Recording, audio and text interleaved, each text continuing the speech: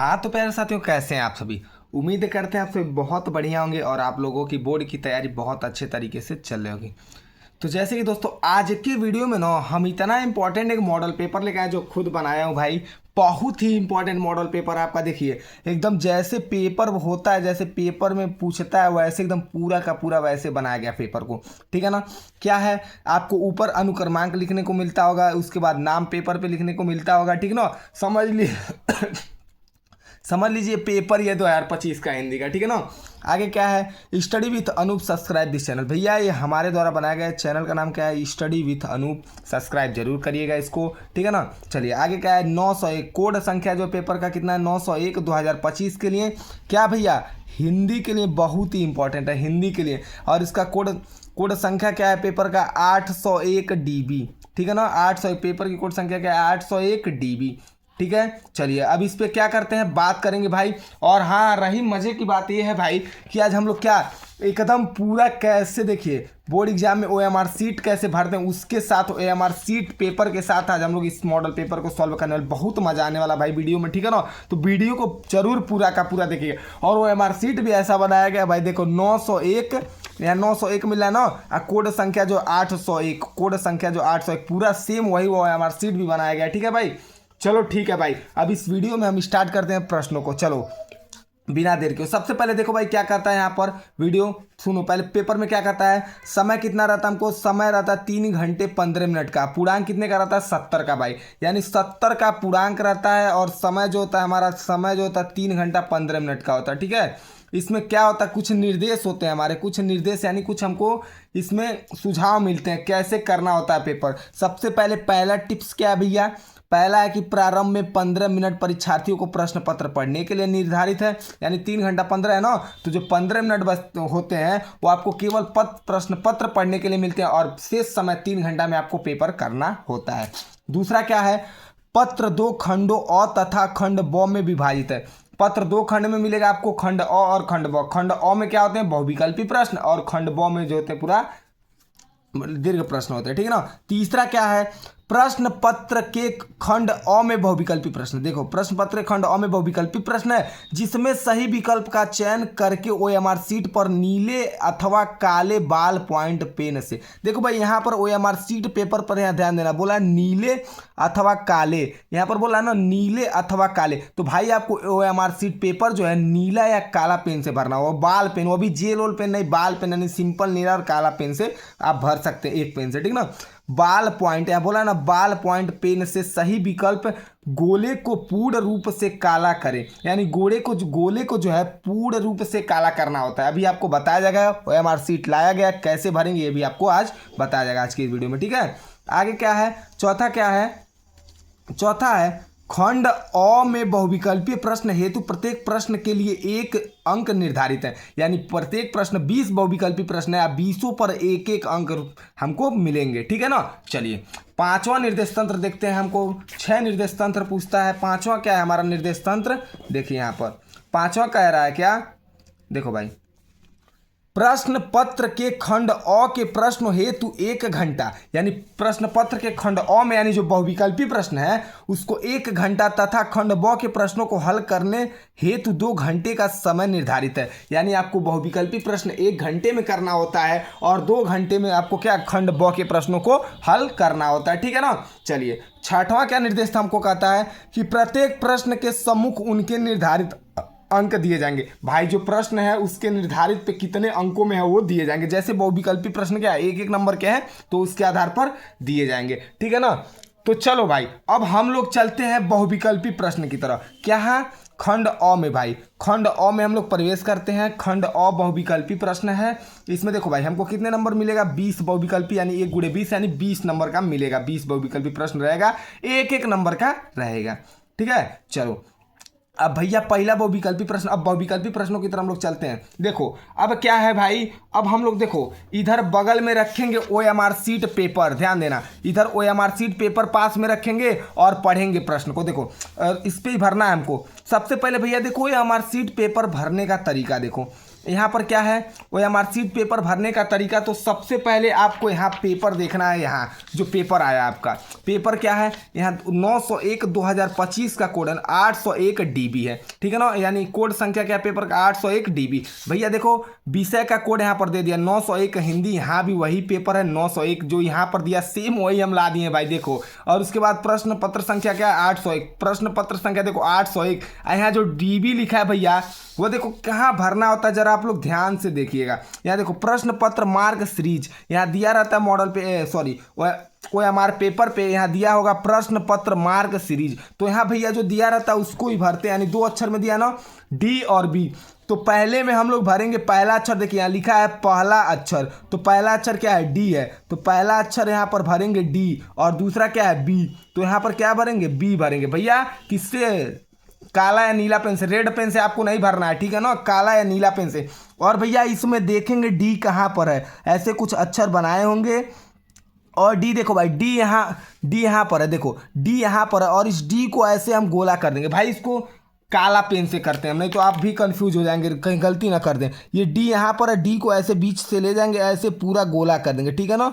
ये वाला D गोला हो गया हमारा, ठीक है, यह D गोला हो गया। इधर B है तो इसमें देखेंगे B कहाँ पर है, तो भैया BAH यहाँ B है, देखिए ये B यहाँ पर है और इस B को हम लोग क्या करेंगे ऐसे गोला कर देंगे, ठीक है ना। जो प्रश्न पत्र का जो कोड दिया रहता है उस पर जो अक्षर लिखे होते हैं ऐसे ही लिखते हैं, पहला अक्षर D था दूसरा B और यहाँ पर हम लोग क्या करते हैं गोला कर देते हैं अच्छे तरीके से, ठीक है ना। देखिए गोला हमारा हो चुका है, बाहर नहीं जाना चाहिए गोला इसके, आराम से, ठीक है ना, कोई दिक्कत नहीं, हड़बड़ी में नहीं, एकदम आराम से, क्योंकि हमारी सीट पे भैया एक बार गलती हो जाएगा दोबारा देखे पछताने के अलावा कुछ रह नहीं जाएगा, ठीक है। तो ये हो गया भैया ए। अब इसके बाद देखो भैया क्या है, यहाँ पर देखो भाई, अब यहाँ पर प्रश्न संख्या 1 2 3 20 ठो बहुविकल्पी देंगे, इसमें से आपको भरना होता है जो सही होता है। और परीक्षार्थी, और उसके बाद यहाँ पर देखो, यहाँ पर भाई होता है परीक्षार्थी के हस्ताक्षर, यहाँ कक्ष निरीक्षक जो आपके क्लास में उस समय प्रेजेंट होंगे वो आपका साइन करेंगे इस पे और यहाँ पर आपका साइन होगा, ठीक है ना।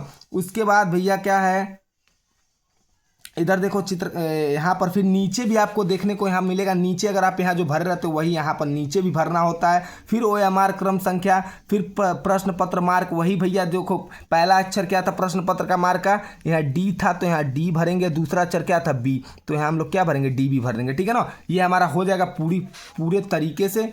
परीक्षार्थी का हस्ताक्षर यहाँ पर फिर नीचे एक बार करना पड़ेगा, फिर कक्ष निरीक्षक यहाँ पर हस्ताक्षर करेंगे, आप अपना यहाँ पर परीक्षार्थी हस्ताक्षर करेंगे। यहाँ केंद्र व्यवस्थापक की मोहर, जो वहाँ पर केंद्र की व्यवस्थापक होगा वहाँ का मोहर यहाँ लगेगा, आपको इसमें नहीं कुछ करना है, ठीक है ना। तो चलो अब OMR शीट पेपर देखने का समय आ चुका है कि कैसे भरते हैं। तो पहले प्रश्न की तरफ हम लोग बढ़ेंगे OMR शीट पे। चलिए पेपर पे आप लोग को क्या करना है, पेपर पे टिक नहीं लगाना है आपको, ध्यान दीजिएगा। जैसे यहाँ पर क्या है कि चिंतामणि के रचयिता हैं, ऑप्शन ए है क्या, डॉक्टर राम कुमार वर्मा है, बी है जयशंकर प्रसाद, सी है आचार्य रामचंद्र शुक्ल और डी है प्रेमचंद। तो भैया चिंतामणि के रचयिता आप लोग को पता ही होगा कौन है, तो चिंतामणि के रचयिता आचार्य रामचंद्र शुक्ल। आप चाहें तो इस पर ऐसे पॉइंट लगा सकते हैं, लेकिन आप ऐसे टिक मत मारिएगा पेपर पे, ठीक है ना। तो पहले का क्या है, सी वाला ऑप्शन सही ना, चिंतामणि के रचयिता आचार्य रामचंद्र शुक्ल है। तो अब OMR शीट पेपर पे भरेंगे कैसे भाई, देखो मैंने बाल पेन ब्लैक लिया है। उसके बाद देखो भाई प्रश्नोत्तर के चारों विकल्पी में से जो सही हो उसे गोले निर्देशानुसार भरा जाए। देखो भाई इसको गोले निर्देशानुसार भरा जाएगा और इसका ट्रिक कैसे होता है भाई, ऐसे नहीं भरना होता, एकदम गोले को पूरा एकदम ब्लैक में गोले करना होता है। जैसे यहाँ पर देखो सही तरीका इस तरह, ठीक है ना। तो पहला बहुविकल्पी प्रश्न है ना, चिंतामणि के रचयिता है, ऑप्शन क्या है सी। तो यहाँ देखो भाई पहला दिया ना, तो इसमें ABC यानी सी पे जाएंगे और ऐसे बीच से गोला करेंगे, ठीक है ना, बीच से गोला करिएगा आसानी से हो जाएगा, नहीं तो बाहर से करना स्टार्ट करें तो गोला जो है बाहर चला जाएगा, ठीक है। यानी पहले का हो जाएगा सी, ऐसे गोला करेंगे, OMR शीट ऐसे ही भरेंगे, समझ आ रहा है ना। चलिए अब दूसरा क्या है, दूसरा प्रश्न है हमारा कि पंच परमेश्वर कहानी के लेखक हैं, पंच परमेश्वर कहानी के लेखक हैं, ऑप्शन है आचार्य रामचंद्र शुक्ल, प्रेमचंद्र, यशपाल, राजेंद्र यादव। पंच परमेश्वर कहानी के लेखक कौन है, तो पंच परमेश्वर कहानी के लेखक जो हैं मुंशी प्रेमचंद्र जी हैं, यानी बी वाला ऑप्शन सही है। अब इसको भरेंगे कैसे भाई OMR शीट पेपर पे, तो देखो दूसरा है ना, दूसरे का कौन सा ऑप्शन सही है, ABCD है ना, तो हमारा बी वाला विकल्प सही है ना। तो बी पे ऐसे बीच से बिंदु बनाएंगे, फिर धीरे धीरे इसको पूरा क्या बढ़िया से क्या कर देंगे हम लोग, घेर देंगे गोले की तरफ में, ठीक है ना। उम्मीद करते हैं आप लोग को अच्छे तरीके से समझ आ रहा होगा, ठीक है ना, ऐसे भर देंगे। तीसरा, चलो भाई तीसरा बहुविकल्पी प्रश्न क्या है हमारा, जयशंकर प्रसाद का नाटक नहीं है। इसमें पूछा है कि जयशंकर प्रसाद का नाटक इसमें से कौन नहीं है भाई। तो इसमें जयशंकर प्रसाद का नाटक कौन नहीं है? ध्रुव स्वामी जयशंकर प्रसाद का ही है, चंद्रगुप्त जयशंकर प्रसाद का ही है, लहरों के राजहंस जो है ये जयशंकर प्रसाद का नहीं है, लहरों के राजहंस मोहन राकेश का है। यानी हमारा सी वाला ऑप्शन इसमें क्या होगा? सी वाला ऑप्शन सही होगा। और डी क्या है? स्कंदगुप्त, ये भी जयशंकर प्रसाद का ही नाटक है। तो भाई तीसरे बहुविकल्पी को कैसे भरेंगे? तो हमारे सीट के पास आएंगे। तीसरा देखो, तीसरा बहुविकल्पी का क्या है ऑप्शन? सी वाला ऑप्शन सही है ना। तो यहाँ सी पर जाएंगे, बीच में एकदम ऐसे बूंदी लगा के चारों तरफ ऐसे आराम से क्या करेंगे हम लोग? गोला पार देंगे। ठीक है ना? ठीक है, तीसरा हो गया ना। अब चौथा देखो भाई, चौथा बहुविकल्पी प्रश्न क्या है इधर। अब चौथा यहाँ पर है, देखो चौथा बहुविकल्पी प्रश्न क्या है भाई हमारा? हाँ, तो चौथा बहुविकल्पी प्रश्न हमारा है कि शेखर एक जीवनी उपन्यास के लेखक हैं। शेखर एक जीवनी उपन्यास के लेखक कौन है भाई? ऑप्शन ए है धर्मवीर भारती, बी प्रेमचंद्र, सी फणीश्वर नाथ रेणु और डी है अगे। तो शेखर एक जीवनी उपन्यास के लेखक कौन है भैया? तो हमारे अगे जी हैं, यानी डी वाला ऑप्शन क्या है हमारा? सही है। ठीक है ना? तो इस पे भैया अब चौथे बहुविकल्पी प्रश्न में आएंगे, वो हमारे सीट पेपर पे देखेंगे क्या चौथा का क्या सही है हमारा? चौथे का डी सही है भैया, हड़बड़ाना नहीं है वो हमारे सीट पेपर करते समय। ठीक ना? तो यहाँ पर आओ, अब चौथा का डी, चौथे का डी यहाँ पर आएंगे और ऐसे गोला पारेंगे। ठीक है ना? ऐसे अंडरलाइन करेंगे, सॉरी अंडरलाइन करें, बिंदु लगाएंगे, ऐसे गोला पारेंगे। ठीक है ना? चलिए अब पांचवा देखते हैं, पांचवा क्या है? चलो ये तो पांचवा हमारा क्या है?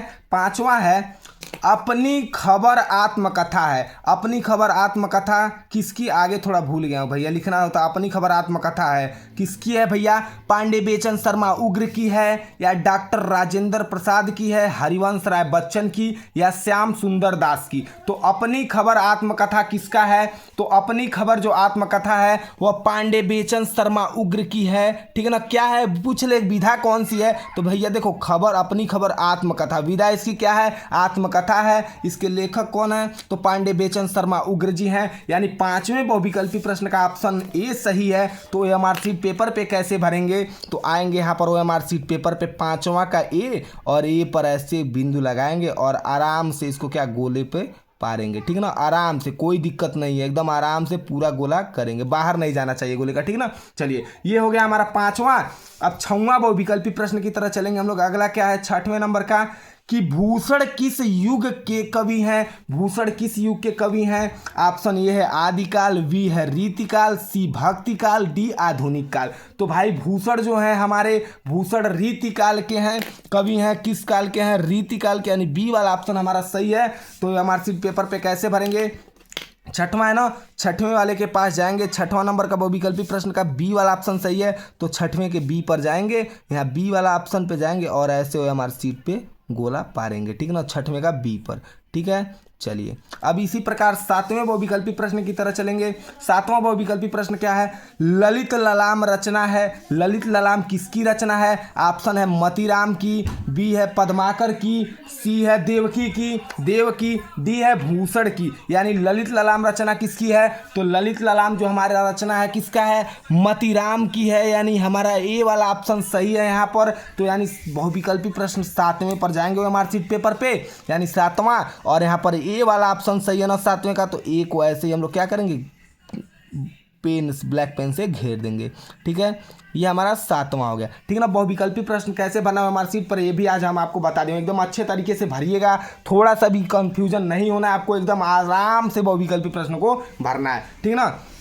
चलिए अब आठवां क्या है? आठवां है यशोधरा रचना है। यशोधरा रचना किसका है? ऑप्शन ए है जयशंकर प्रसाद का, बी है मैथिली शरण महादेवी वर्मा की, सी है सुमित्रा नंदन पंत की, डी है मैथिली शरण गुप्त की। तो यशोधरा रचना जो है हमारा किसका है? मैथिली शरण गुप्त का है, यानी डी वाला ऑप्शन सही है। तो यहाँ पर देखो, अब आएंगे आठवें बहुविकल्पी प्रश्न के पास ओएमआर शीट पेपर में, और इसका कौन सा ऑप्शन सही है? आठवां का डी सही है ना। तो यहाँ पर आठवां पे आएंगे और आठवें के सामने डी वाला गोले को हम लोग क्या करेंगे? आराम से ऐसे बीच में से भर देंगे। ठीक है ना? चलिए ठीक है, अब नौवें बहुविकल्पी प्रश्न की तरफ हम लोग चलेंगे।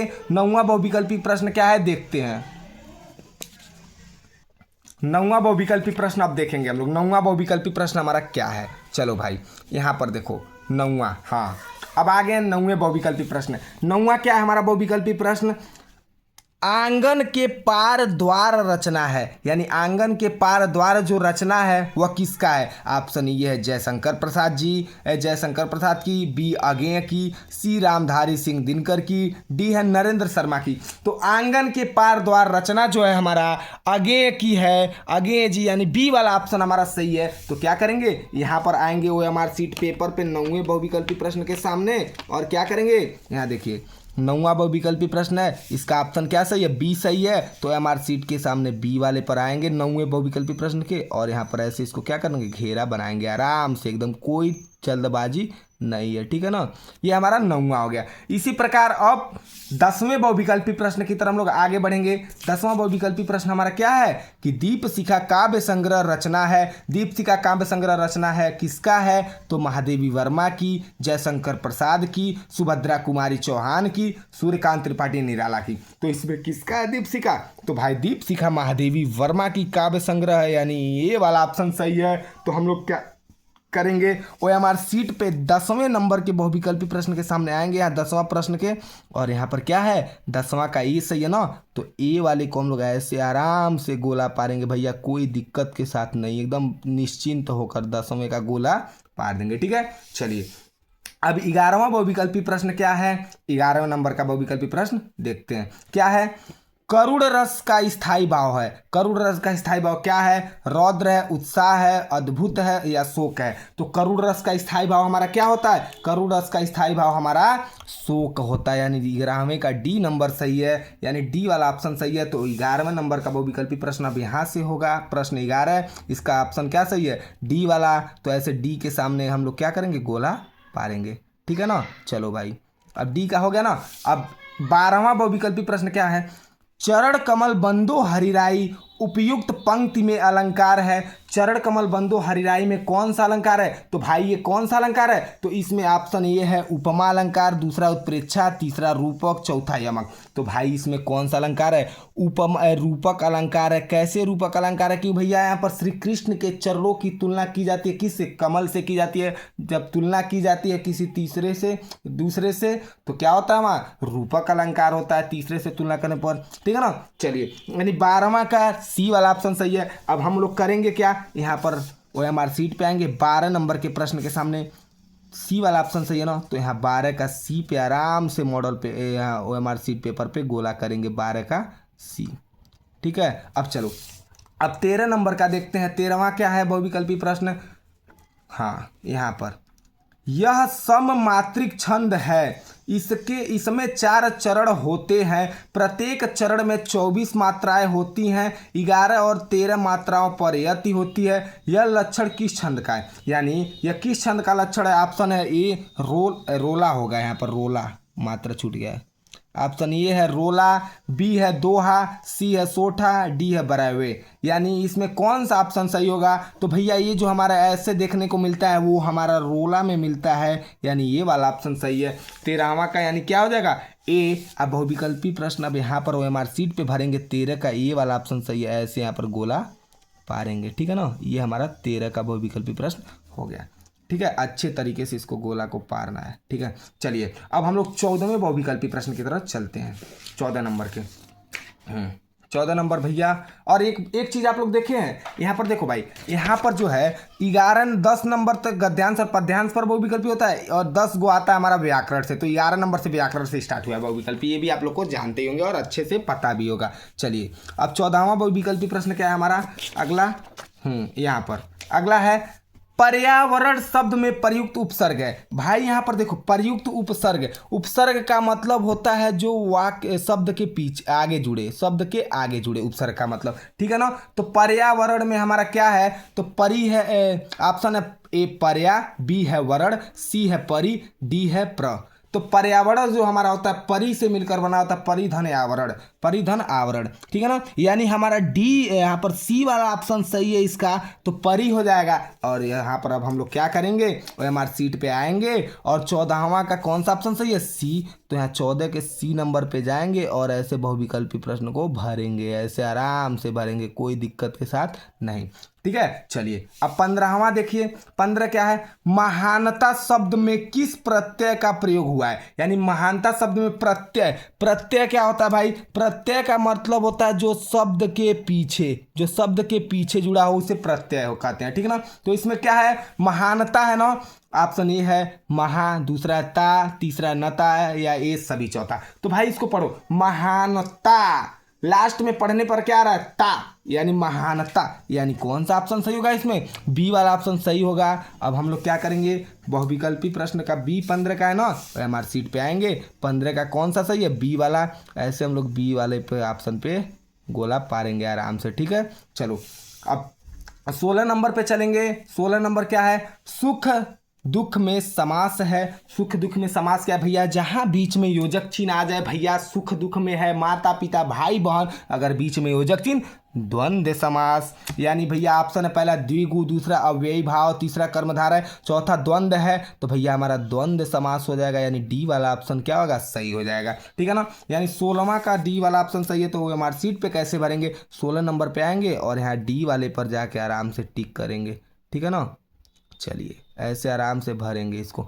देखो भाई, आप ऐसे पेपर को सामने और हमारे सीट को रख के करिएगा, क्योंकि इधर उधर थोड़ा सा भी मिस्टेक नहीं होना चाहिए। अगर एक मिस्टेक हुआ बहुविकल्पी तो समझ लीजिए आपका बहुत नुकसान हो जाएगा। ठीक है ना, चलिए अब 17 नंबर का क्या है बहुविकल्पी, हाँ 17 नंबर है, निम्नलिखित में से अग्नि का पर्यायवाची नहीं है। यानी अग्नि का पर्यायवाची इसमें से ऐसा कौन है जो नहीं है, तो अनल अग्नि का ही पर्यायवाची है, पावक अग्नि का है, ज्वाला अग्नि का है, अनिल जो है अग्नि का पर्यायवाची नहीं है। यानी 17 का ऑप्शन हो जाएगा बी, जो कि अनिल है हमारा अग्नि का पर्यायवाची नहीं होता है। तो 17 वाले बहुविकल्पी प्रश्न का बी ऑप्शन है। यहाँ पर वो हमारे सीट पे आएंगे और 17 के सामने बी वाले पर जाएंगे और ऐसे भैया आराम से गोला भरेंगे। ठीक ना, आराम से, चलो भाई ये हो गया। अब 18 नंबर का क्या है, 18 नंबर है हमारा, अध्यापक द्वारा कक्षा का जायजा लिया। अध्यापक द्वारा कक्षा का जायजा लिया, आगे होगा गया, छूट गया यहाँ पर, लिया गया। ठीक ना, वाक्य में प्रयुक्त वाच्य है, वाक्य में जो प्रयुक्त वाच्य है वह क्या है।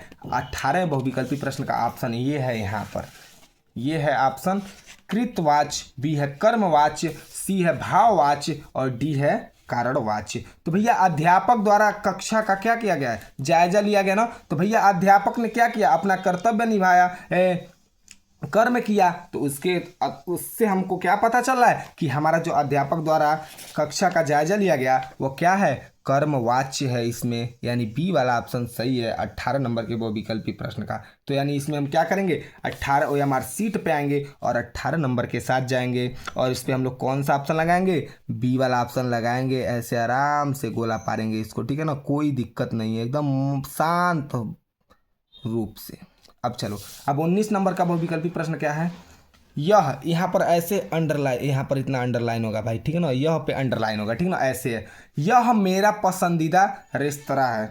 ठीक है, इसमें पूछ रहा है यह मेरा पसंदीदा रेस्तरा है, तो इसमें रेस्तरा में पूछ रहा है भाई यह जो दिया है वह क्या है, सर्वनामिक विशेषण पुल्लिंग एकवचन रेस्तरा विशेष से है। उसके बाद पूछ रहा है सर्वनाम है, निजवाचक है, निजवाचक सर्वनाम है, पुल्लिंग है, एकवचन है, या संज्ञा व्यक्तिवाचक पुल्लिंग एकवचन, सर्वनाम अनिश्चयवाचक पुल्लिंग एकवचन। तो भैया यह जो है वो हमारा क्या है, सर्वनाम है, और कौन सा सर, निजवाचक सर्वनाम पुल्लिंग है, और यह जो एकवचन है। कैसे, मेरा पसंदीदा रेस्तरा, मेरा खुद के लिए बात कर रहा है, यानी खुद एकवचन है, हम इससे हमारा क्या होगा, ये एक वचन और सर्वनाम निजवाचक हो गया। यानी 19 का बी वाला ऑप्शन हमारा क्या है, सही है। ठीक है ना, तो इस पे अब हम बी वाले बहुविकल्पी यहाँ पर 19 नंबर पे आएंगे मार्कशीट पेपर पे। अब बी वाला सही है तो ऐसे इसको आराम से गोला करेंगे, कोई दिक्कत नहीं है। ठीक है ना, चलिए अब इसी प्रकार 20 नंबर के बहुविकल्पी प्रश्न की तरह चलेंगे। 20वां क्या है, लास्ट बहुविकल्पी प्रश्न, तद स्त्रीलिंग शब्द का सपत्मी विभक्ति बहुवचन का रूप होगा। तद स्त्रीलिंग जो है का सपत्मी विभक्ति बहुवचन का रूप होगा। ऑप्शन ये है ताभ्यः, बी है तासु, सी है ताह्यः, डी है तासामः। ठीक है, यानी इसमें कौन सा ऑप्शन सही होगा, जो सप्तमी विभक्ति में आएगा। ऑप्शन भैया हमारा इसमें क्या है, बी वाला सही है, यानी तासु जो है हमारा सप्तमी विभक्ति आएगा तदा का, यानी 20 नंबर के OMR सीट पे वो विकल्प प्रश्न को भरेंगे। बी वाला ऑप्शन सही है ना, यहाँ पर आराम से आएंगे 20 वाले पर और बी के सामने गोला करेंगे आराम से ऐसे, ठीक है। तो चलो भाई, अब हम लोग 20 बहुविकल्पी प्रश्न को OMR सीट पे एकदम अच्छे तरीके से भरा है। आप लोग समझ गए होंगे कि OMR सीट पेपर कैसे भरा जा रहा होगा। देख सकते हैं एकदम आसानी से भरे हैं, पेपर को सामने रख के OMR सीट को भरे हैं ताकि एक भी गड़बड़ ना हो, ठीक ना। और OMR सीट कैसे भरा जाता है ये भी आप लोग को पता चल गया है। अब आप लोग को क्या करना है भाई, आगे चलो। अब हम लोग चलते हैं खंड ब की तरह, क्योंकि खंड अ में 20 बहुविकल्पी प्रश्न था, तो 20 बहुविकल्पी प्रश्न को हम लोगों ने क्या किया, सॉल्व। अब यहाँ पर आएंगे खंड अ में। देखो खंड ब क्या होगा, नहीं खंड ब क्या होगा, वर्णनात्मक प्रश्न होगा। वर्णनात्मक प्रश्न होगा, इसमें क्या होगा, देखो निम्नलिखित गद्यांशों में से किसी एक गद्यांश पर आधारित प्रश्नों के उत्तर दीजिए। यानी जो 2 गद्यांश होंगे और इसमें से एक गद्यांश के उत्तर देने होते हैं, ठीक है ना। तो एक गद्यांश के उत्तर देने होते हैं। चलिए अब हम लोग गद्यांश की तरफ चलते हैं, खंड ब वाले की प्रश्न के पहले प्रश्न की तरफ। चलिए अब हम लोग क्या करेंगे, इस प्रश्न की तरफ चलेंगे। यहाँ पर है, चले 6 नंबर में आएगा 2 गुणे 3, 3 प्रश्न इसमें पूछेगा, 2-2 नंबर का रहता है। चलो अब यहाँ पर देखते हैं गद्यांश का पहला। यहाँ पर देखो भाई क्या है, पढ़ते हैं पहले इसको। अब ये खत्म है, इसका काम खत्म हो गया, ठीक ना। चलो अब इसको पढ़ते हैं हम लोग। चलो भाई क्या है, अश्वारोही पास आया, क का है अश्वारोही पास आया। ममता ने रुक रुक कर कहा, मैं नहीं जानती कि वह शहंशाह था या साधारण मुगल, पर एक दिन इसी झोपड़ी के नीचे वह रहा। मैंने सुना था कि वह मेरा घर बनवाने की आज्ञा दे चुका था। मैं आजीवन अपनी झोपड़ी के खोदे जाने से डर से भयभीत रही। अब तुम इसका मकान बनाओ या महल, मैं अपने चिर विश्राम गृह में जाती हूँ। यानी इसमें क्या है, 3 प्रश्न पूछेगा। उपयुक्त गद्यांश का संदर्भ लिखना होता है। गद्यांश के रेखांकित अंश की व्याख्या कीजिए। यानी जो रेखांकित अंश है इसमें मैं यहाँ से लेकर गृह में जाती हूँ, यहाँ तक का क्या व्याख्या करना होता है। उसके बाद क्या है, ममता के आजीवन भयभीत रहने का क्या कारण था। यानी 3 प्रश्न पूछेगा, तीनों 2-2 नंबर का, ठीक है ना। चलिए तो पहला प्रश्न का हम लोग जवाब जानेंगे। यहाँ पर इसका संदर्भ लिखना है, तो संदर्भ क्या लिखेंगे भैया, ये किससे लिया गया, ममता, जो कि किसने, जयशंकर प्रसाद ने लिखा है। तो इसका प्रश्न का आंसर देखिए यहाँ पर आराम से, इसका सॉल्यूशन भी लाए हैं, class 10th Hindi solution 801 DB का, ठीक है ना, स्टडी विथ अनूप के द्वारा। तो इसका संदर्भ क्या है, 21 का पहले का आई। संदर्भ कैसे लिखेंगे, संदर्भ है भैया देखो, प्रस्तुत गद्यांश हमारी पाठ्य पुस्तक हिंदी के गद्य खंड में संकलित ममता नामक कहानी से लिया गया है। इसके लेखक जयशंकर प्रसाद जी हैं। यानी ये भैया इसका संदर्भ हो जाएगा, जो कि 2 नंबर में आपको मिलेगा संदर्भ, ठीक है। ये पहले प्रश्न का जवाब हो जाएगा। इसी प्रकार दूसरा हमसे क्या पूछा है, दूसरा पूछा है गद्यांश के रेखांकित अंश की व्याख्या कीजिए। ये जो रेखांकित अंश है इसकी व्याख्या करना है, ठीक है। तो मैं इसको व्याख्या रेखांकित अंश शुरू से एकदम बढ़िया से इसको यहाँ से यहाँ तक व्याख्या करके आपको समझाता हूँ। इसमें दिया गया है, ठीक ना, बढ़िया से इसका व्याख्या किया गया, एकदम अच्छे से आप लोग समझ सकते हैं। तो इसका व्याख्या क्या होगा, देखो भाई व्याख्या में यही होता है, पढ़े हो एक बार, इसको पढ़ ही लिए हो। अब इसका व्याख्या देखते हैं। व्याख्या देखो भाई यहाँ पर है, व्याख्या में क्या है, प्रस्तुत गद्यांश में लेखक जयशंकर प्रसाद जी कहते हैं, जयशंकर प्रसाद जी क्या कहते हैं, कहते हैं देखो, जब घुड़सवार ममता के पास आकर रुका, यहाँ रुका होगा, रुका तो ममता ने उस घुड़सवार से बताया कि मैं यह नहीं जानती कि वह व्यक्ति कौन था, ठीक है, कौन था, लेकिन मैंने सुना था कि वह व्यक्ति अपने अधिकारियों को यह आदेश दे रहा था कि झोपड़ी को तोड़कर एक अच्छा सा मकान बनवा दिया जाए। यानी ममता का जो झोपड़ी था उसको तोड़ के एक अच्छा सा मकान बनवा दिया जाए। ये किस कहानी से, ममता, जिसको जयशंकर प्रसाद ने लिखा है, ठीक ना। मैंने जिस दिन से उसकी यह बात सुनी थी तब से अपनी झोपड़ी के टूटने के डर से भयभीत रही। यानी जब से उन्होंने सुना था बात कि उनकी झोपड़ी को तोड़ के कोई और घर बनवा दिया जाए, तो सुनकर इस बात को क्या भयभीत रहती थी, ठीक है ना। आगे क्या है, रहती, जिस झोपड़ी में मैंने अपने जीवन के इतने वर्ष गुजारे हैं, यानी उस झोपड़ी में पता नहीं कितने वर्षों से वो रहती हैं, ठीक ना, वह न जाने कब टूट जाएगी और मैं बेघर हो जाऊंगा, और वो मेरा झोपड़ी जो है कब टूट जाएगी कोई भरोसा नहीं, और मैं बिना घर के हो जाऊंगा, ठीक ना। किंतु ईश्वर ने मेरी प्रार्थना सुन ली और अब तक मेरी झोपड़ी सुरक्षित रही। किंतु जो कहती हैं कि जो ईश्वर है उन्होंने मेरी प्रार्थना को सुन लिया और अभी तक जो मेरा झोपड़ी है वह सुरक्षित है, ठीक ना। आगे क्या है, अब जबकि मेरी मृत्यु निकट है, यानी अब जब मेरी मृत्यु निकट है और मैं अपनी झोपड़ी को छोड़कर ईश्वर की शरण में जा रही हूँ, और जब वो कहती हैं कि मेरा जो मृत्यु है निकट है और मैं अपने झोपड़ी को छोड़ के ईश्वर की तरफ पास जा रही हूँ, शरण में जा रही हूँ, तब यहाँ चाहे मकान बनवाओ या महल, तब यहाँ पर तुम जो चाहो मकान चाहो या महल बनवा लेना। ये हमारे क्या था भैया, संदर्भ का इस गद्यांश का व्याख्या था, रेखांकित अंशों में जो दिया था उसका भी यहाँ पर, ठीक ना। बोला था ना, देखो अब तुम इसका मकान बनवाया महल, मैं अपने चित्र गृह में जा रही हूँ, चित्र मतलब विश्राम, यानी श्री भगवान के चरणों में जाने की वो प्रतिज्ञा करती हैं, ठीक है। तीसरा प्रश्न हमसे एक और प्रश्न क्या पूछेगा, अब इसमें एक प्रश्न और पूछेगा, ममता के आजीवन भयभीत रहने का क्या कारण था। तो भैया देखो यहाँ पर ममता के आजीवन भयभीत इसी में आपको मिल जाएगा, क्या है, मैं आजीवन अपनी झोपड़ी के खोदे जाने से डर से भयभीत रही, यानी उन ममता को अपनी झोपड़ी के खोदे जाने के डर से क्या था, आजीवन भयभीत रहने का कारण था। तो इसको कैसे लिखेंगे, तीसरे का आंसर देखो, इसका भी देखो भाई, तीसरा क्या है, ममता आजीवन अपनी झोपड़ी के खोदे जाने के भय से भयभीत रही, यानी तीसरे का भी ऑप्शन हो गया ना, ये भी 2 नंबर 6 नंबर मिल जाएगा आप लोग को आसानी से, ऐसे ही आप लोग को करना है, ठीक है। चलिए अगर मान लीजिए 2 प्रश्न देता है, अगर आपको ये नहीं आता है, इसमें एक अथवा करके देता है, देखिए अथवा करके दिया है, वो नहीं आया मान लीजिए, तो ये अथवा में क्या है, अथवा में प्रश्न क्या है, कितना जीवन बरस पड़ा है इन दीवारों पर, ठीक है, कितना जीवन बरस पड़ा इन दीवारों पर, जैसे फसाने अजायब का भंडार खुला पड़ा हो, कहानी से कहानी बनती चली गई है, बंदरों की कहानी, हाथियों की कहानी, हिरणों की कहानी क्रूरता और भय की, दवा और त्याग की, जहाँ बेरहमी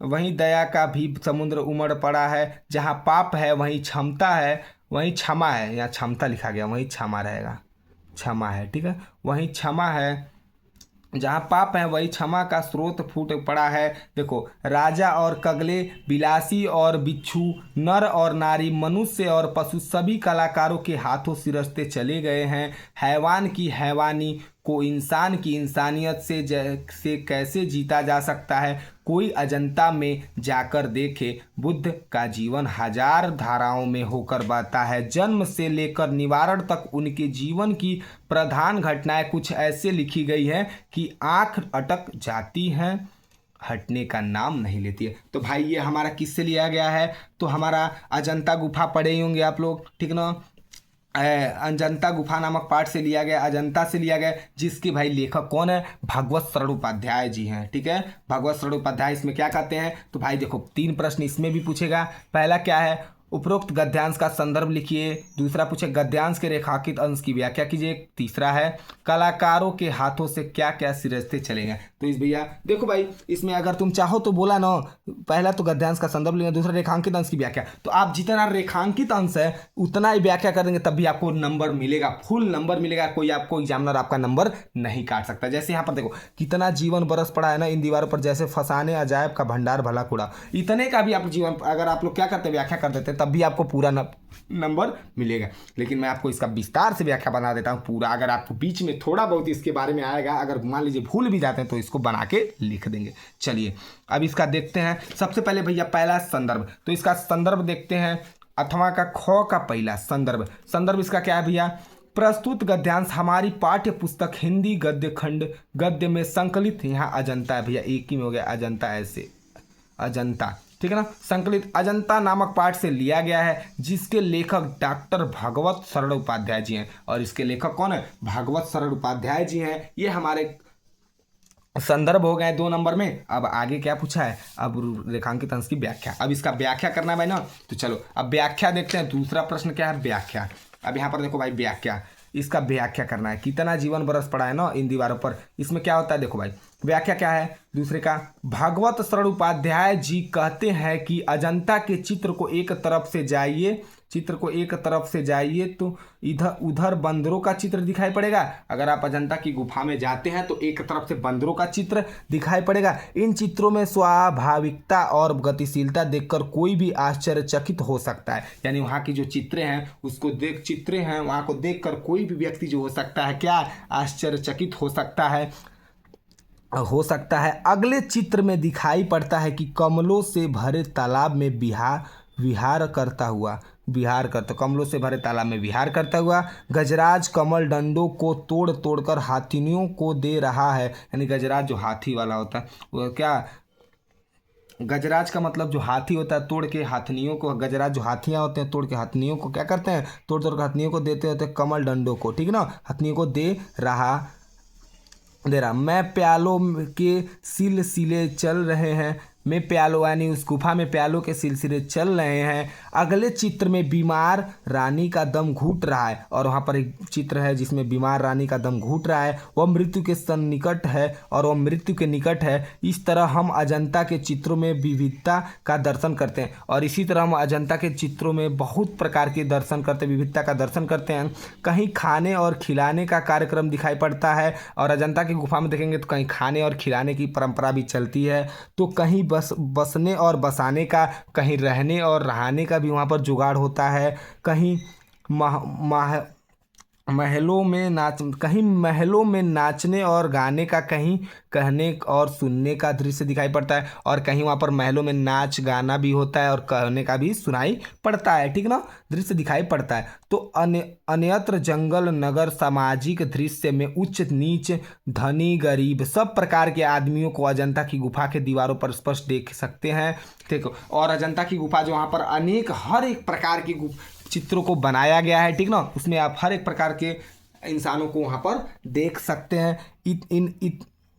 इतनी विविधता विश्व में अत्यंत किसी कला में नहीं देखी जा सकती है। वहाँ इतनी विविधता मतलब इतनी तरह की वहाँ कला बनाई गई जो कि अन्य किसी देशों में नहीं, कला में नहीं देखा जा सकता है, ठीक है ना, अन्यत्र किसी कला में नहीं देखा। चलिए, ये हमारा दूसरा हो गया, ये भी 2 नंबर का संदर्भ हो गया, ठीक है ना, व्याख्या हो गया। अब तीसरा एक और प्रश्न इसमें पूछेगा, क्या पूछेगा, देखो तीसरा, कलाकारों के हाथों से क्या क्या सिरस्ते चले गए। तो भाई इसमें क्या, कलाकारों को बंदरों की कहानी, हाथियों की कहानी, हिरणों की कहानी, यही सब तो सिरस्ते चले गए। तो तीसरे का आंसर क्या होगा यहाँ पर, देखिए तीसरे का आंसर होगा यहाँ पर, राजा और कगले विलासी और बिच्छू नर और नारी मनुष्य और पशु सभी कलाकारों के हाथों सिरस्ते चले गए। ऑप्शन तो यही है, देखो यहाँ पर दिया ना, यहाँ दिया था राजा और कगले विलासी और बिच्छू नर और नारी मनुष्य और पशु सभी कलाकारों के हाथों सिरस्ते चले गए। तो भाई तीसरे का आंसर तो यहीं से था, तीसरे का आंसर यहीं से था, ठीक है, ये हमारे तीसरे का आंसर हो जाएगा, वही तो है, राजा और कगले विलासी और बिच्छू नर और नारी मनुष्य और पशु सभी कलाकारों के हाथों सिरस्ते चले गए, ठीक है, ये हमारा तीसरे का आंसर हो गया। चलिए, अब हम लोग इसी प्रकार क्या करेंगे भाई, अगले तरफ चलेंगे। 22वां नंबर, देखो भाई 22वां क्या है हमारा, अब 22वां प्रश्न चलेंगे भाई, ये हमारा हो चुका है। अब 22 नंबर के प्रश्न की तरफ लोग आगे बढ़ेंगे। चलो भाई, 22 हमारा क्या है, 22 हमारा है यहाँ पर, लाने दो पहले,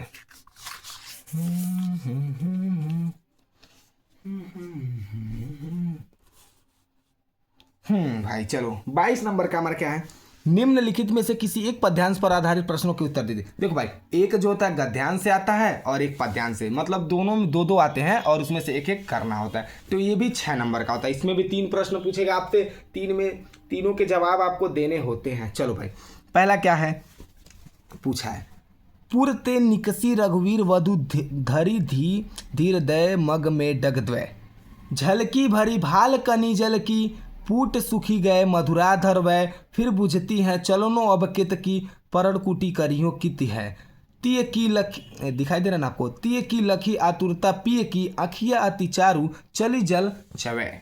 यानी यह भाई किसका है, यह वन पथ से लिया गया है भाई, जिसके तुलसीदास जी क्या है, रचयिता हैं। और इसमें किसकी बात की गई है, जब सीता माता और भगवान श्री राम संग क्या लक्ष्मण जी कहाँ जाते हैं, वन के लिए चलते हैं तब का ये बात किया गया है। तो इसमें क्या है भाई, 3 प्रश्न पूछा है। क्या पूछा है, उपरोक्त पद्यांश का संदर्भ लिखिए, श्री राम के नेत्रों से आंसू क्यों बहने लगे, रेखांकित अंश पुरणकुटी करियों कित है में कौन सा अलंकार है। तो भाई इन तीनों प्रश्नों के जवाब आपको अच्छे तरीके से दिया जाएगा। सबसे पहले पद्यांश तो किस में लिखा है, किसने लिखा है, तुलसीदास जी ने। कहाँ से, वन पथ से है, ठीक ना, वन पथ पर। तो इसका देखिए भाई, इसका हम लोग क्या करेंगे, हाँ आंसर ढूंढेंगे। चलिए आंसर देखते हैं, इसका आंसर कहाँ है, चलिए 1 मिनट। चलिए भाई, तो ये रहा हमारा 22वां का पहले का आंसर।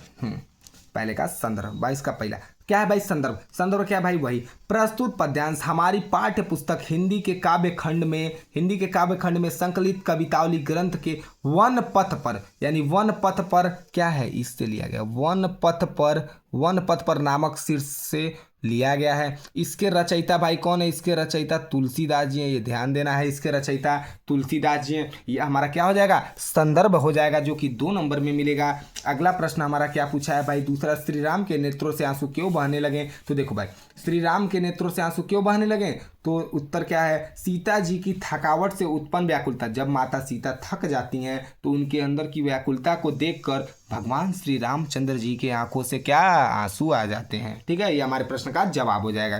क्योंकि देखो भैया, इसमें दिया था कि यहाँ वही तो पूछ रहा है, झली भरी भाल करनी जल की, पुत्र सुखी गए मथुरा, यानी ओठ होठ, सीता माता के जो होठ होते हैं सूख जाते हैं, माथे पर पसीना आ जाता है। फिर पूछती है, और सीता माता पूछती है कि अभी कितना दूर चलना है, हम कुटिया कहाँ बनाएंगे। माता सीता के इन सभी बातों को देखकर सुनकर भगवान श्री राम के आंखों से आंसू बहने लगते हैं। ठीक है, चलो तीसरा क्या है, रेखांकित अंश पूर्ण कुटी करियो किंतु है मैं कौन सा अलंकार है, यानी इसमें पूछ रहा है कौन सा अलंकार। तो भैया पढ़िए, पूर्ण कुटी करियो किंतु क 3 बार क की पुनरावृत्ति हो रही है, और जहाँ पुनरावृत्ति होती है कौन सा अलंकार होता है, अनुप्रास अलंकार। तो भैया इसका आंसर क्या हो जाएगा, देखो भाई तीसरे का, क वर्ड की पुनरावृत्ति होने के कारण यह अनुप्रास अलंकार है। क्या है, क वर्ड की पुनरावृत्ति होने के कारण यह अनुप्रास अलंकार है। ठीक है, 22 का हो गया। अब 23 नंबर चलते हैं। ठीक है, नहीं इसमें एक और अथवा करके देगा, अथवा करके दिया होगा। यहाँ पर अथवा में है, क्या है, चलिए देखते हैं। अथवा करके यहाँ पर अथवा वाला क्या है, चलिए अथवा वाला है, मेवाड़ केसरी देख रहा केवल रण का न तमाशा था, यानी मेवाड़ केसरी देख रहा केवल रण का न तमाशा। वह दौड़ दौड़ करता रहा रण, वह मानो रहेगा, गलत टाइप, मानो रक्त का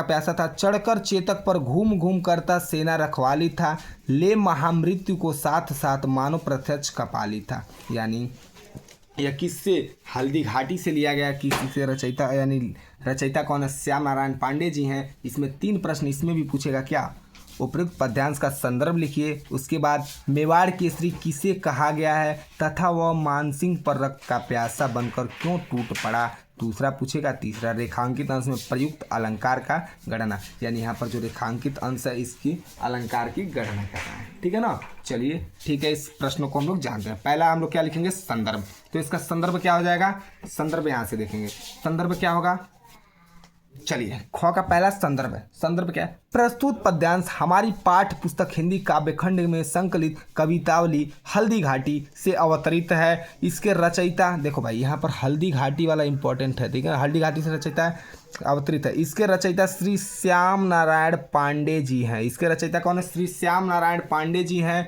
ठीक है, ये हमारा संदर्भ हो जाएगा।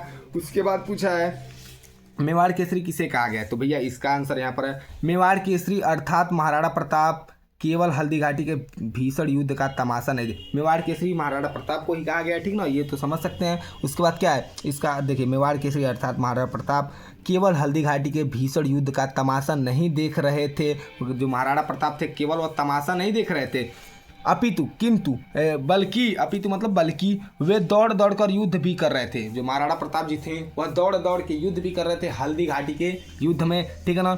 उनके भीषण युद्ध को देखकर ऐसा लग रहा था, उनके जो युद्ध करने का तरीका था उसको देखकर जैसे लग रहा था वह मेवाड़ के सम्मान की रक्षा के लिए अकबर के सेनापति मानसिंह के खून पे प्यासे थे। यानी मेवाड़ के देखो रक्षा के लिए, सम्मान और रक्षा के लिए वो अकबर के जो सेनापति मानसिंह थे, सेनापति मानसिंह, यहाँ पर ध्यान दीजिएगा, मानसिंह थोड़ा इंपॉर्टेंट है, मानसिंह के खून के प्यासे थे। ठीक है ना, ये हमारे क्या हो जाएगा, दूसरे प्रश्न का जवाब हो जाएगा। ठीक है, अगला क्या पूछ रहा है, तीसरा, रेखांकित अंश में प्रयुक्त अलंकार का नाम बता। है जो रेखांकित अंश है यहाँ पर, ले महामृत्यु को साथ साथ मानव प्रत्यक्ष कपाली था, ये रेखांकित अंश में कौन सा अलंकार है? तो भैया इसमें कौन सा अलंकार है? तो इसमें भैया कई प्रकार के अलंकार हैं, ऑप्शन में देख, यहाँ पर आंसर देख सकते हैं। तो इसमें भैया इस रेखांकित अंश में अलंकार जो हैं कौन कौन से हैं? मुक्तक, पुनरुक्ति, प्रकाश, उत्प्रेक्षा तथा अतिशयोक्ति। ठीक है ना, यहाँ पर ये अलंकार है, इसको आप लोग लिख लीजिएगा कॉपी पर, बहुत ही इंपॉर्टेंट है। ठीक ना, इतने सारे अलंकार यहाँ पर मिलेंगे आपको देखने को। चलिए, अब हो गया भाई हमारा 22 नंबर तक। अब 23 नंबर के प्रश्नों की तरह हम लोग पुनरावृत्ति करेंगे। 23 नंबर का प्रश्न हमारा क्या है, यहाँ पर है, 1 मिनट रुकिए। अब देखो भाई 23 नंबर का हमारा क्या है यहाँ पर, चलो भाई 23 नंबर क्या है, दिए गए संस्कृत गद्यांश में से किसी एक का संदर्भ सहित हिंदी में अनुवाद कीजिए। अब भैया देखो यहाँ संस्कृत से पूछेगा, 23 नंबर में संस्कृत से पूछेगा और इसमें अनुवाद, संदर्भ सहित अनुवाद करना होता है। तो पहला प्रश्न इसमें क्या दिया है भाई, देखो, ऐसा नगरी भारतीय संस्कृति संस्कृतम भाष्याम केंद्रस्थलम अस्ति इत आगे है, इत एवं संस्कृत वाण्यम सम संस्कृत आलोक सर्वत्र प्रसृत मुगल युवराज दारासिको है। यहाँ देखो दारासिको बहुत ही इंपॉर्टेंट है, मुगल जो दारासिको का नाम यहाँ पर आ चुका है। ठीक ना, दारासिको अत्रागत्र भारतीय दर्शन शास्त्राणम अध्ययनम अकरोत् स तेषा ज्ञानते तथा प्रभावती अभ्यतयत सेन उपलब्धि अनुवाद पारस्यम कारित पारसी भाषा है, पारसी भाषा कारित। भैया थोड़ा संस्कृत है, इधर उधर थोड़ा बहुत हो जा रहा है, इतना परफेक्ट संस्कृत किसी को जल्दी हमको मान लीजिए नहीं आ रहा है, उतना परफेक्ट क्यों झूठ बोले, जितना आ रहा है बता रहे हैं। ठीक ना, बहुत ही इंपॉर्टेंट भैया, बहुत ही इंपॉर्टेंट है संस्कृत का अनुवाद। क्या है इसका अनुवाद देखेंगे भैया, क्या पूछा है, किसी एक का संदर्भ सहित हिंदी में अनुवाद, संदर्भ इसका लिखना है और संदर्भ के साथ साथ अनुवाद भी लिखना है। चलो भाई, तो इसका हम पेपर लाते हैं। देखो 23 का पहला क्या है, संदर्भ, इस संस्कृत का, प्रस्तुत गद्यांश हमारी, यहाँ ऐसे लिखेंगे, प्रस्तुत गद्यांश हमारे पाठ्य पुस्तक हिंदी के संस्कृत खंड में संकलित वाराणसी पाठ से उद्धित है। किस पाठ से उद्धित है, वाराणसी पाठ से उद्धित है, यह हमारा संदर्भ हो जाएगा। अब इसका अनुवाद पूछे तो अनुवाद देखो भाई यहाँ पर है, अनुवाद है, यह नगरी भारतीय संस्कृत और संस्कृत भाषा का केंद्र स्थल है, यहीं से संस्कृत साहित्य और संस्कृत का प्रकाश सभी जगह फैला है। देखो मुगल द्वारा नहीं, दारा है यहाँ रहेगा, मुगल दारासिको ने यहाँ आकर भारतीय दर्शन शास्त्रों का अध्ययन किया था, और जो मुगल दारासिको थे वो यहीं पर आकर क्या भारतीय दर्शन शास्त्रों का अध्ययन किया था। वह उनके ज्ञान से इतना प्रभावित हुआ था कि उनके इन उपनिदेशों का अनुवाद फारसी भाषा में करवाया। और जो वो था मुगल दारासिको था, वो इतना प्रभावित हुआ यहाँ से, और यहाँ का जो था क्या आगे बोला, उनके इन निष्पत्तियों का अनुवाद किसमें, फारसी भाषा में कराया। ठीक है, ये इसका अनुवाद हो जाएगा। लेकिन एक अथवा में करके दिया होगा, अथवा में देखते हैं, अथवा में होगा, यहाँ पर है अथवा वाला। अथवा क्या है, अथवा वाला देखते हैं, नागरी बहुकाल यात्रत अविंतु यह प्राचीन धातु, ये पर क्या है, यहाँ पर इसका भी संदर्भ हम लोग को लिखना और व्याख्या लिखना है। ठीक है, चलिए अथवा वाला देखते हैं, इसका क्या है, पूरा व्याख्या करना है। अभवता मूलतः माराडमीय अवदत् अहम अस्यम प्रहेलिकायाः उत्तर न जानामि इत तृतीया प्रमीढ़ अव्यत्र यदि भवन उत्तर न जानाति तार धृत्वा 10 रूपयकानि मूल्यंत्रः मलान्युमलेख नागरिके सत्र्या तदनुसार 10 सर्पकानि भक्तिन। इसका भी हम लोग को क्या करना है, इसमें भी या तो इसका संदर्भ या तो अनुवाद, अथवा एक ही करना है, लेकिन दोनों में से हम बता दे रहे हैं, इसमें से आप एक कर सकते हैं। ठीक है, चलिए, तो इसका पहला क्या है, ख का पहला, प्रस्तुत गद्यांश हमारी पाठ्य पुस्तक के संस्कृत खंड में संकलित प्रबद्धो ग्रामीण पाठ से उद्धित है। यह किस पाठ से लिया गया भैया, तो यह प्रबद्धो ग्रामीण पाठ से लिया गया है। ठीक है, और इसका अनुवाद क्या है, नागरिक बहुत देर तक सोचता रहा, यहाँ रहेगा, गलती हो गया, सोचता रहा, सो यहाँ च और ता, ठीक है ना, सोचता रहा। नागरिक बहुत देर तक सोचता रहा, ये सुने ही होंगे बस में जब नागरिक जाते हैं, गांव के लोग के साथ जाता है नागरिक, तो वो वाला कहानी है। नागरिक बहुत देर तक सोचता रहा लेकिन पहेली का उत्तर देने में समर्थ नहीं हुआ और उस पहेली का उत्तर नहीं दे पाता है। तो ग्रामीण से कहा, मैं इस पहेली का उत्तर नहीं जानता। यह सुनकर ग्रामीण ने कहा, यदि तुम उत्तर नहीं जानते हो तो मुझे 10 दे दो, 10 रुपया दे दो, और मुझे उत्तर नहीं जानते 10 रुपया दे दो। अतः मालिन मुख वाले नागरिक ने शर्त के अनुसार 10 रुपये दे दिए। और मालिन मुख वाले जो शर्त लगाया था वो उसने क्या किया, नागरिक ने 10 रुपया जिससे शर्त लगाया था इसको दे दिया। इसका क्या हो जाएगा, अनुवाद हो जाएगा। ठीक है ना, चलिए ठीक है। चलिए अब 24 क्या है, 24 नंबर के प्रश्न पे चलते हैं। 24 क्या है, नीचे दिए गए गद्यांश में से किसी एक पद्यांश संदर्भ सहित हिंदी में अनुवाद कीजिए। नहीं, ठीक है ना, इसमें से 2 प्रश्न दिया गया। क्या नीचे दिए गए संस्कृत रहेगा भाई, संस्कृत श्लोक रहेगा यहाँ, नीचे दिए गए संस्कृत रहेगा। यहाँ पद्यांश में से किसी एक पद्यांश लिखा गया संस्कृत में, नीचे दिए गए पद्यांश में से किसी एक संस्कृत, यहाँ संस्कृत रहेगा। थोड़ा बहुत गलत टाइपिंग हो चुका है, ठीक है ना। नीचे दिए गए संस्कृत में से किसी एक पद्यांश का संदर्भ सहित हिंदी में अनुवाद कीजिए। देखो भाई, ये 2 संस्कृत दिया रहेगा, संस्कृत में 2 दिए होंगे प्रश्न और इसमें से हमको एक अनुवाद करना होता है। तो इसमें 2 संस्कृत दिए होंगे, संस्कृत में श्लोक और उसके अनुवाद हमको करना होता है। इसमें से एक का करना होता है अनुवाद और उसका हिंदी में संदर्भ लिखना होता है। ठीक है, पहला क्या है देखिए, सर्वे भवन्तु सुखिनः सर्वे सन्तु निरामया सर्वे भद्राणि पश्यन्तु मा कश्चित् दुःखं भाग् भवेत्। यानी इसका हमको क्या लिखना है, संदर्भ लिखना है और हिंदी में अनुवाद करना है। तो इसका कैसे प्रश्न करेंगे, चलिए इसका आंसर देखते हैं। पहला क्या है हमारा संदर्भ, 24 का क वाला का संदर्भ क्या है, प्रस्तुत श्लोक हमारे पाठ्य पुस्तक हिंदी के संस्कृत खंड में भारतीय संस्कृत नामक पाठ से उद्धित है। किससे है भैया, भारतीय संस्कृत नामक पाठ से उद्धित है। इसको जरा ऐसे अंडरलाइन बनाइए, ठीक है। भारतीय संस्कृत नामक पाठ से उद्धित है। इस श्लोक के माध्यम से कवि ने संसार के कल्याण की कामना की है। और इस श्लोक से हम लोग क्या जानेंगे, कवि ने हमको बताया कि संसार का कल्याण क्या कैसे होता है, ठीक है ना। और क्या है देखो, सर्वे भवन्तु सुखिनः, सर्वे भवन्तु सुखिनः का मतलब होता है सभी सुखी हो। सर्वे सन्तु निरामया का मतलब होता है निरामया के रोगहित, यानी सभी रोगहित हो। सर्वे भद्राणि पश्यन्तु, कोई दुख का भागी न हो।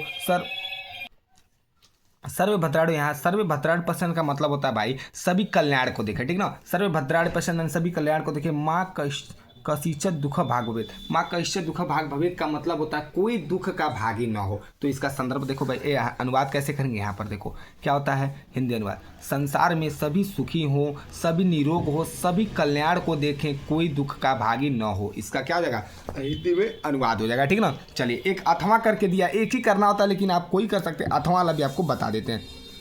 अथवा क्या है, मात्र गुरुत्रा भूमि खात पीछोत्वास्था मन शीघ्रवारत वारत चिंता बहुत तृढ़ता, ठीक है। इसका मतलब क्या होता है, मात्रा गुरुत्रा भूमि, यानी गुरुत्रा का मतलब होता है भारी, यानी माता जो होती है, भूमि का मतलब होता है धरती यानी पृथ्वी। माता जो होती है धरती या पृथ्वी से भारी होती है। खात पीछोस्त्यास यानी पीछोस्तरथता का मतलब क्या होता है कि जो हमारे खात पीछो यानी जो हमारे पिता होते हैं, पिता जो होता है आकाश से ऊंचा होता है। मन शीघ्रता, मन जो होता है हमारा अति शीघ्र चलता है। वारत चिंता, और चिंता जो होती है हमारी क्या होती है, चिंता तिनकों से अधिक तेजी से जलने वाली है, अधिक शीघ्र चलने वाली, ठीक है। अब चलिए इसका हमको क्या करना है, संदर्भ और अनुवाद। संदर्भ क्या होगा हमारा, यहाँ देखिए संदर्भ इसका हो जाएगा, संदर्भ प्रस्तुत श्लोक हमारे पाठ्य पुस्तक संस्कृत भाग के जीवन सूत्राणी नामक पाठ से उद्धृत है। यानी किससे लिया है, जीवन सूत्राणी नामक पाठ से उद्धृत है, ठीक है। इसका अनुवाद क्या होगा हिंदी में, देखो मात्रा पृथ्वी से अधिक भारी है, पिता आकाश से भी अधिक ऊंचा है, मन वायु से भी अधिक शीघ्र चलने वाला है, चिंता तिनकों से अधिक तेजी से जलने वाली है, ठीक है ना। ये इसका अनुवाद हो जाएगा, ठीक है ना। अब देखो भाई, अब हम लोग क्या करेंगे, 24वां था ना, अब 25वें नंबर के प्रश्न की तरफ हम लोग आगे बढ़ेंगे, ठीक है। चलो 25वां प्रश्न देखते हैं। यहाँ पर देखो भाई, अब 25वां क्या है, यहाँ पर देखो भाई, अपने पठित खंड काव्य के आधार पर निम्नलिखित प्रश्नों में से किसी एक का उत्तर दीजिए। यानी देखो भाई 3 नंबर का ये होता है, इसका उत्तर आप लोग के अपने अपने जिला के आधार पर यह होता है, आपको अपने जिला के आधार पर देना पड़ता है। तो इसको आप अपने जिला के आधार पर याद कर सकते हैं। क्या है, मुक्तदूत खंड काव्य के नायक का चरित्र चित्रण कीजिए। मुक्तदूत खंड काव्य के प्रथम सर की कथा वस्तु सब संक्षेप में लिखिए। यानी आपके जिस जिले में है उस जिला का अलग अलग होता है भाई ना, ठीक ना। अग्र पूजा खंड काव्य के पंचम सर का सारांश संक्षेप में लिखिए। यानी सबका अलग अलग होता है भाई। तो आप जिस जिले से हैं उस जिले से आप लोग अपना लिख सकते हैं, 3 नंबर में आएगा, ठीक ना। तो चलिए आपके ऊपर है भाई, आपको याद करना खुद पड़ेगा, ठीक ना। अब 26 नंबर की तरफ हम लोग चलते हैं। 26 नंबर क्या है भाई, यहाँ पर देखिए, अब जीवन परिचय। दिए गए लेखकों में से किसी एक लेखक का जीवन परिचय देते हुए उनकी एक प्रमुख रचना की। देखो भाई, प्रमुख रचना यानी हमको 5 नंबर मिलता है, 3 नंबर हमको जीवन परिचय पर और 2 नंबर भाई उसकी एक रचना पर मिलता है। तो रचना लिखना नहीं बोलना है। ऑप्शन क्या है, आचार्य रामचंद्र शुक्ल का, भगवत शरण उपाध्याय का, जयशंकर प्रसाद। तो भाई इसमें से एक मैं जीवन परिचय आपको बताता हूँ, जो कि कौन सा है जीवन परिचय, जयशंकर प्रसाद जी का जीवन परिचय है। चलिए जयशंकर प्रसाद जी के जीवन परिचय के बारे में जानते हैं हम लोग। ये रहा हमारा जयशंकर प्रसाद जी का जीवन परिचय, ये जयशंकर प्रसाद जी। अब इसमें होगा क्या, चलिए देखते हैं क्या है। जयशंकर प्रसाद का जन्म काशी के प्रसिद्ध वैश्य परिवार में 30 जनवरी 1889 ईस्वी को हुआ था। इनका परिवार सुघनी साहू के नाम से प्रसिद्ध था। जयशंकर प्रसाद जी का जो परिवार था किससे प्रसिद्ध था, सुघनी साहू, यानी यहाँ पर हेडिंग इसको, सुघनी साहू के नाम से प्रसिद्ध था। देखो, प्रसाद जी के पिता देवी प्रसाद, यानी प्रसाद जी के पिताजी का क्या नाम था, देवी प्रसाद, स्वयं साहित्य प्रेमी थे। इस प्रकार प्रसाद जी को जन्म से ही साहित्यिक वातावरण प्राप्त हुआ। प्रसाद जी 9 वर्ष की आयु में ही एक कविता की रचना की, जिसे पढ़कर इनके पिता ने इन्हें महान कवि बनने का आशीर्वाद दिया। प्रसाद जी ने बाल्यावस्था में ही अपने माता पिता के साथ देश के विभिन्न तीर्थयात्रों की यात्रा की, यानी प्रसाद जी जो थे छोटे उम्र में ही अपने माता पिता के साथ अनेक तीर्थयात्रियों को घूम लिया था, ठीक ना। कुछ समय बाद ही इनके माता पिता की मृत्यु हो गई। इनकी शिक्षा दीक्षा का प्रबंध बड़े भाई कौन, बड़े भाई शंभुनाथ जी ने किया, ठीक है ना। शिक्षा दीक्षा का प्रबंध शंभुनाथ ने किया। सर्वप्रथम इनका नाम क्वींस कॉलेज में लिखवाया गया, किंतु यहाँ इनका मन नहीं लगा और घर पर ही योग्य शिक्षा से अंग्रेजी और संस्कृत का अध्ययन करने लगे, ठीक है ना, करने लगे। जब आप 17 वर्ष के थे तभी आपके बड़े भाई शंभुनाथ जी की मृत्यु हो गई। जब आप 17 वर्ष, जयशंकर प्रसाद जब 17 साल के होते हैं तो इनके बड़े भाई का मृत्यु हो जाता है, मृत्यु हो गई। इन सभी असामयिक मौतों से यह अंदर मृत्यु हो गई ना। यहाँ पर इन्होंने 3 शादियाँ की किंतु तीनों पत्नियों, और जयशंकर प्रसाद जी ने 3 शादियाँ की थी किंतु तीनों पत्नियों का भी मृत्यु हो जाता है, ठीक है ना। इसी बीच इनके छोटे भाई की भी मृत्यु हो गई। इन सभी असामयिक मौतों से यह अंदर ही अंदर टूट गए। संघर्ष और चिंताओं ने स्वास्थ्य को बहुत हानि पहुँचाई। 6 रोग से पीड़ित होने के कारण 15 नवंबर 1937 ईस्वी को 47 वर्ष की आयु में इनका निधन हो गया। ये हमारा जयशंकर प्रसाद जी का जीवन परिचय था। सबसे पहले आप लोग ये जो बॉक्स बनाए, ऐसे ही आप लोग जाकर एग्जाम में किनारे पर पेपर पे बॉक्स बना लीजिएगा। जयशंकर प्रसाद जी का जन्म लिख दीजिएगा, जन्म स्थान, पिता का नाम, मृत्यु, छायावादी के कवि थे। और इनका क्या भैया, ये 2 नंबर की 3 नंबर का भी काम किए, क्योंकि इसका एक रचना लिखना है। तो जयशंकर प्रसाद जी की अनेक रचना भाई, यहाँ से आप कोई लिख सकते हैं। देखिए नाटक में देखेंगे तो स्कंदगुप्त, चंद्रगुप्त, स्कंदगुप्त, अजातशत्रु, ध्रुवस्वामिनी, विशाखा, राजश्री, कामायना, जन्मे का नाग्य, करुणांचल, बहुत है। इसमें से कोई आप एक लिख सकते हैं। कहानी, उपन्यास, कंकाल, तितली, इरावती आदि प्रमुख उपन्यास बहुत है, तो कोई आप इसमें से लिख सकते हैं, उस पर 2 नंबर मिलेगा, ठीक ना। तो ये हमारा पहला हो गया। एक आ गया गद्यांश में था, अब एक आएगा पद्यांश पर, ठीक है ना। चलिए अगला क्या है, ख वाला है, दिए गए कवियों में से किसी एक कवि का जीवन परिचय देते हुए उनकी एक प्रमुख रचना का उल्लेख कीजिए। तो भाई ऑप्शन है गोस्वामी तुलसी, रसकांत, सुमित्रानंद पंत, मैथिली शरण गुप्त। तो मैं आपको क्या करता हूँ, गोस्वामी तुलसीदास जी का जीवन परिचय आपको दिखाता हूँ, ठीक है ना। चलिए तो गोस्वामी तुलसीदास जी का जीवन परिचय अब हम लोग देखते हैं इसका।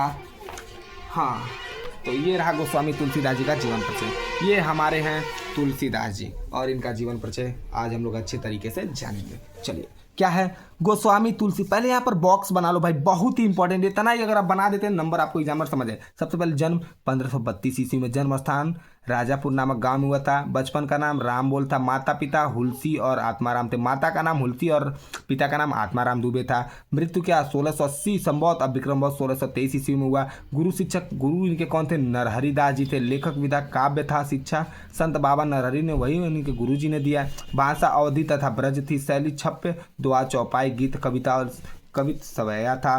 प्रमुख रचना रामचरितमानस, जानकी मंगल, दोहावली, ये सब उनकी प्रमुख रचनाएं थी, ठीक है ना।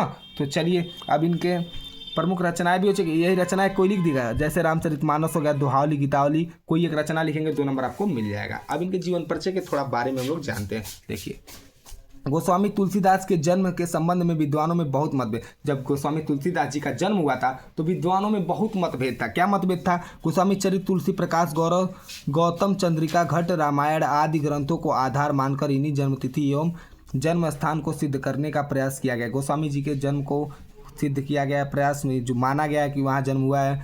मूल गोस्वाई चरित्र और तुलसी चरित्र में इनका जन्म स्थान राजापुर बताया गया है। जन्म स्थान इनका कहाँ, राजापुर बताया गया है यहाँ, ठीक है। शिव सिंह सेंगर और राम गुलाब द्विवेदी भी राजापुर को गोस्वामी जी की जन्म मानते हैं। लाला सीताराम गौरी शंकर द्विवेदी, रामनरेश त्रिपाठी तथा डॉक्टर राम भक्त, इतने ये सब इतना लिखेंगे आप लोग यहाँ पर, ठीक है ना। यहाँ तक देख सकते हैं जीवन परिचय, इसमें पढ़ लीजिए आप लोग, बहुत बड़ा हो जा रहा है, इसको ऐसे देख लीजिए। ये शॉर्टकट में ऐसे लिखने के बाद थोड़ा सा लिखना है आपको, इतना ज़्यादा बड़ा बड़ा नहीं करना है, टाइम वेस्ट ज़्यादा होगा, ठीक ना। इस पर दोहा भी था।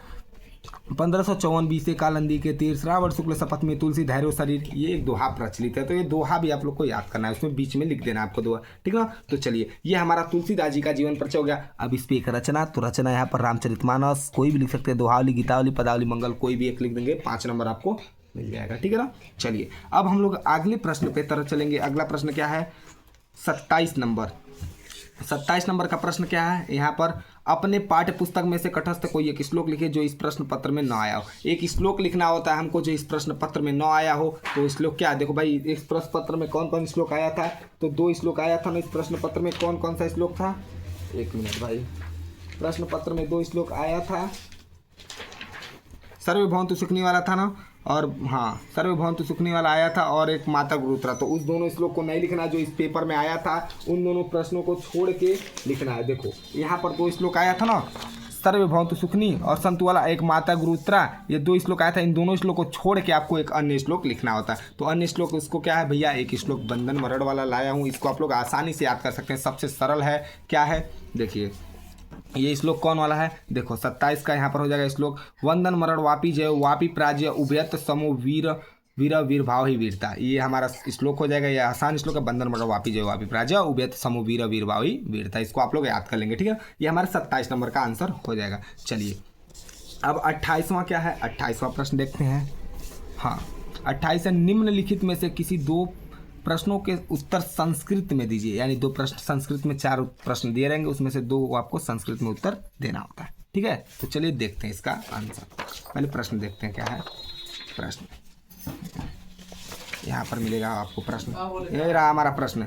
प्रश्न क्या है, पहला है वीर केन पूछते हैं। वीर केन पूछते यानी 2 प्रश्न करना, दोनों 2-2 नंबर का होता है, 4 नंबर आपको मिलेगा। तो ऑप्शन है पहला है वीर केन पूछते, यानी वीर किसे, केन मतलब होता है वीर किसे पूछते हैं, यानी वीर लोग किसे, भाई वीर लोग कोई पूछेंगे, यानी वीर वीरेड पूछते हैं। पहला ये प्रश्न पूछा। दूसरा पंदेन बिना की दुर्ति अयाति। तीसरा क्या, चंद्रशेखर क अस्ति। चौथा ज्ञान कुत्र संभवती। तो इन चारों का आंसर क्या हो जाएगा, पहला वीर केन पूछते हैं, तो पहला का आंसर क्या हो जाएगा, वीर वीरेड पूछते हैं। दूसरा क्या है, पंदेन बिना की तो दूर याति, तो इसका आंसर क्या हो जाएगा, पंदेन बिना पत्रम दूरी रात्रि, यहाँ लिखा यात्री होगा, याती होगा, याती, ठीक है, याती बना लीजिएगा, ठीक है ना। पंदे बिना पत्रम दूरी याती हो जाएगा इसका दूसरा का।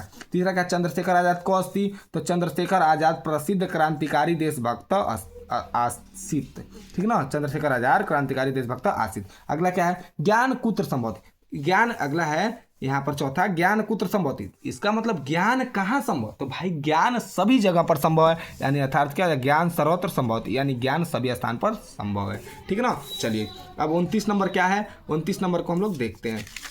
बहुत मज़ा आ रहा है, मॉडल पेपर, क्या मॉडल पेपर है भाई, एकदम मज़ा आ गया इसको सॉल्व करने में, एकदम मज़ा ही आ गया। चलो 29 नंबर है, निम्नलिखित में से किसी एक विषय पर निबंध लिखिए। अब निबंध पूछेगा जो कि 4 नंबर में। पहला ऑप्शन क्या दिया है, पहला दिया देश प्रेम पर, दूसरा आतंक की समस्या और समाधान पर, प्रदूषण या और मानव जीवन पर, आदि आज़ादी का अमृत महोत्सव। यानी इसमें से आपको एक पे लिखना होता है जीवन निबंध। तो भैया मैं देश प्रेम के लिए बता रहा हूँ आपको क्या करना है, लिखा नहीं हूँ लेकिन आपको इसी पर लिख लेना है। इसका ट्रिक्स कैसे होता है लिखने का, तो स्वदेश प्रेम पर निबंध देखो भाई, सबसे पहले क्या करेंगे, रूपरेखा में प्रस्तावना लिखेंगे। अब प्रस्तावना में आप लोग उसके बारे में कुछ लिखेंगे, स्वदेश प्रेम का अर्थ क्या होता है इसके बारे में ऐसे ही हेडिंग डाल के आप लोग को लिखना होता है, ठीक ना। स्वदेश प्रेम का वास्तविक स्वरूप के बारे में एकदम बढ़िया से लिखेंगे। स्वदेश प्रेम के उदाहरण लिखेंगे, उपसहार लिखेंगे, उपसहारा लिखेंगे, संहार लिखेंगे, उपसंहार क्या है इसके बारे में लिखेंगे। प्रस्तावना ऐसे एकदम अच्छे तरीके से आप लोग को लिखना है, ठीक है ना। चलिए ठीक है, ये हमारा 29 नंबर का हो गया। अब लास्ट भैया, लास्ट, रेलवे के महाप्रबंधक को एक शिकायती पत्र लिखिए जिसमें टिकट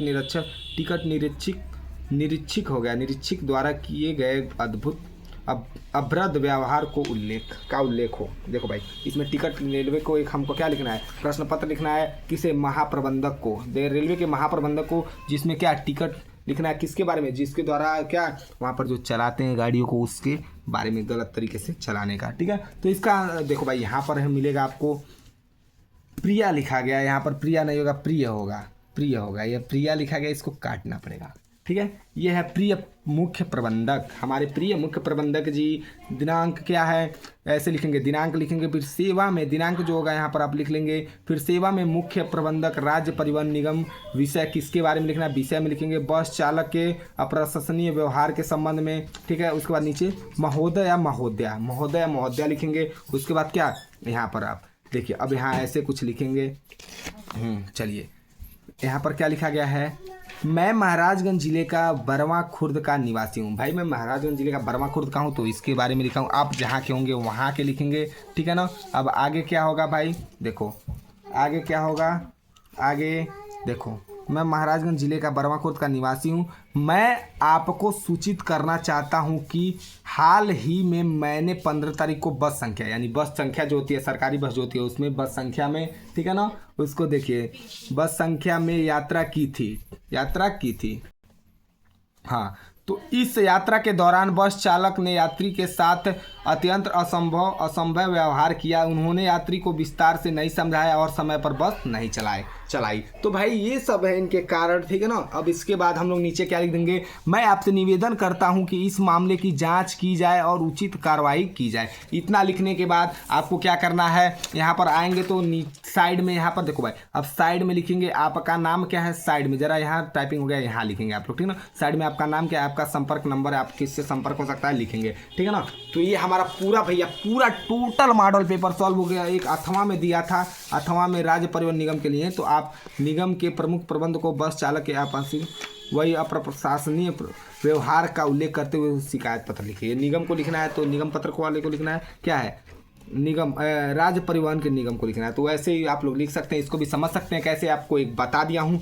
बहुत ही पूरा मॉडल पेपर हम लोगों ने सॉल्व कर चुका है। ठीक है, तो चलिए ठीक है, अब भैया आ गया वो समय वीडियो को एंड करने का। तो उससे पहले यहाँ पर किसी भी प्रकार का डाउट होने पर आप हमसे ज़रूर शेयर करें भाई। यहाँ पर आपको मोबाइल नंबर देखने को मिल सकता है, हमारा ये मोबाइल नंबर है। ठीक है, स्टडी विथ अनूप चैनल को जरूर सब्सक्राइब करें, चैनल का नाम है स्टडी विथ अनूप, चैनल को जरूर सब्सक्राइब करें भाई, चैनल को सब्सक्राइब जरूर करें। चलिए तो ठीक है, अब हम लोगों ने 2025 में जो 24 फरवरी है भैया, 24